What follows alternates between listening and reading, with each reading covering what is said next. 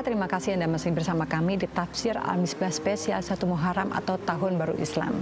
Jika kita melangkahkan kaki untuk meninggalkan suatu keburukan, maka kita sudah mendapatkan kemenangan. Walaupun kita sudah belum sampai pada tempat tujuan, yakinlah bahwa Allah pasti akan membantu kita. Kita akan melanjutkan uraian kita, silakan Pak. Bagus. Bagus sekali tadi ini kesimpulannya Mbak Ina. Itu ada ayat Al-Quran saya ingat di surah An-Nisa, saya ingin bacakan. Wa may yuhajir fi sabilillah yajid fil ardi muraghaman katsiran wa sa'ah. Wa may yakhruj min baitihi muhajiran ila Allah wa rasulih thumma yudrikuhul maut faqad waqa'a ajruhu 'ala Allah. Siapa yang berhijrah di jalan Allah, dia akan mendapatkan di bumi ini lapangan yang sangat luas.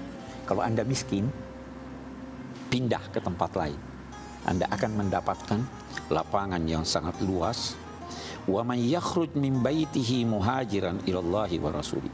Siapa yang keluar dari rumahnya untuk berhijrah demi karena Allah dan Rasulnya, lalu di jalan dia mati, maka ganjarannya sudah pasti akan diterima.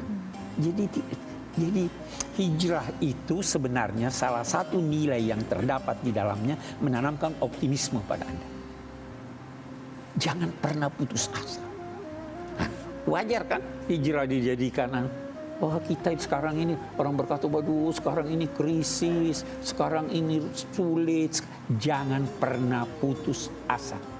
Yang penting Anda berhijrah. Dan tadi Pak Kamar ada sebut, nggak tahu ya kalau kita dulu di zaman Nabi ikut hijrah atau tidak. Ya, itu betul satu pertanyaan yang tidak mudah untuk dijawab. Untungnya Nabi bersabda begini, la hijrata ba'dal fath. Setelah kota Mekah berhasil, setelah tercapai kemenangan, tidak ada lagi hijrah ke tempat lain. Yang ada apa? Jihadun wa niyah. Usaha sungguh-sungguh disertai dengan ketulusan niat.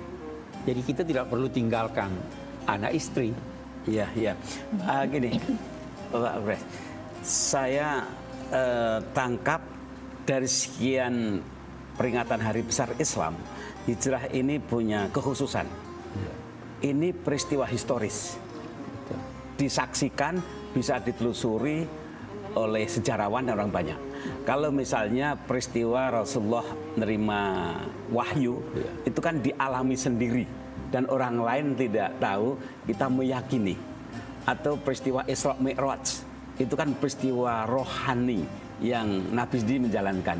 Tapi kalau hijrah, ini peristiwa historis yang orang lain juga terlibat di dalamnya. Nah, ini bagi saya unik. Yang kedua, waktu itu masyarakat Arab itu kan dikurung oleh suku, kabilahisme luar biasa. Dengan hijrah ini, mereka diajak tidak hanya berpandangan, tapi mempraktekkan yaitu berpandangan global, keluar lintas etnis suku, untuk menyebarkan rahmat. Jadi dari awal Islam itu sudah mengatasi etnis-etnis lintas suku, bahkan ketemu beda agama di Madinah. Jadi dari awal sebenarnya Rasulullah sudah punya pandangan jauh yang sekarang kita sebut era globalisme kan. Betul. Yang ketiga yang saya tangkap juga dari hijrah ini, bahwa kesana itu membangun peradaban dan terjadi banyak perang. Nah ini pertanyaannya gini, kalau toh Nabi Muhammad pada awalnya banyak terlibat perang, ibarat benih mungkin awalnya perlu dilindungi dengan perang. Tapi Nabi membangun peradaban bukan untuk perang. Perang itu memang diperlukan, tapi tidak menganjurkan perang. Bahwa sekali-kali perang mungkin terjadi. Seperti republik ini didirikan dengan perang. Tapi kan republik didirikan bukan untuk mesin perang kan.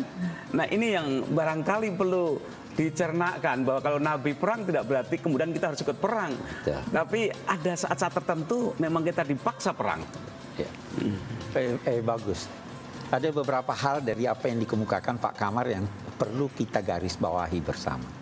Yang pertama adalah bahwa hijrah ini peristiwa historis yang dapat kita pelajari, kita lihat. Namun demikian, sekarang jangan hanya sampai pada sisi historisnya. Hijrah ini sekarang yang mesti kita hayati, jangan ceritanya begini, Nabi ketemu ini, tetapi substansinya. Di sini Nabi ada menjelaskan apa substansi dari hijrah. Jadi bukan sisi historisnya, substansinya apa? Nabi bersabda, al-muslim man salimal muslimuna bil lisanihi wa yadihi wal muhajir man hajara ma nahallahu anhu.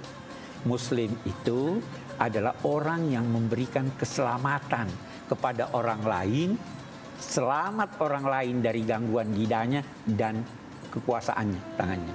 Dan yang berhijrah adalah yang meninggalkan keburukan. Ini substansi, bukan historis. Itu satu. Ini yang harus kita tekankan sekarang. Muslim memberi keselamatan pada orang. Karena itu sisi kedua dari apa yang dikemukakan tadi, bahwa kita tidak berperang kecuali terpaksa. Kita tidak melakukan suatu kegiatan kekerasan kecuali dalam rangka membela diri. Itu dari hijrah. Yang ketiga yang saya ingin garis bawahi, nilai-nilai yang ada, yang tadi juga Pak Kamar ada sebut. Yang ketiga itu begini, Nabi itu ketika sampai di Medina, betul Pak, dia tidak lihat suku. Dia justru mempertemukan antar suku. Dia mempersaudarakan antara Aus, Khazraj dan orang-orang dari Mekah, Muhajirin dan Ansar. Nabi justru ketika sampai di Madinah membangun masjid untuk menghimpun. Nabi justru sampai di Madinah mempersatukan masyarakat dalam piagam Madinah. Muslim, Kristen, Yahudi. Nabi justru ketika sampai di Madinah membangun pasar. Dia bangun pasar, Pak. Nabi justru waktu sampai di Madinah melakukan sensus penduduk. Jadi banyak hal-hal yang memang berpikiran jauh ke depan. Itu sebabnya kota yang tadinya bernama Yasrib itu artinya mengecam. Rupanya orangnya saling mengecam Pak. Nabi ubah menjadi Al-Madinah. Madinah itu artinya tempat peradaban. Dan ada hal yang menarik dari hijrah. Semua peradaban besar lahir dari hijrah. Peradaban Amerika pun sekarang itu kan hijrah, orang-orang Inggris ke Amerika. Jadi nilai hijrah ini terlalu banyak untuk kita hayati. Belum lagi sebelum berhijrah itu ada kebersamaan. Semua terlibat itu. Ada anak muda, Sayyidina Ali terlibat, ada perempuan, anaknya Sayyidina Abu Bakar Asma terlibat, ada orang Kristen atau non-Muslim yang terlibat, yang mengantar Nabi, penunjuk jalan Nabi ke Madinah itu namanya Abdullah ibni Uraiqid, itu non-Muslim. Jadi kalau mau membangun peradaban, libatkan semua orang selama tujuan sama. Jadi benar Pak Kamar itu tadi, sangat memperkaya kita ini kehadiran Pak Kamar di sini. Baiklah. Jadi salah satu tujuan hijrah itu adalah menanamkan optimisme. Jangan cepat berputus asa karena sesungguhnya rahmat Allah itu ada di mana-mana. Kami akan kembali pemirsa setelah yang satu ini, tetaplah di Tafsir Al-Misbah spesial Tahun Baru Islam.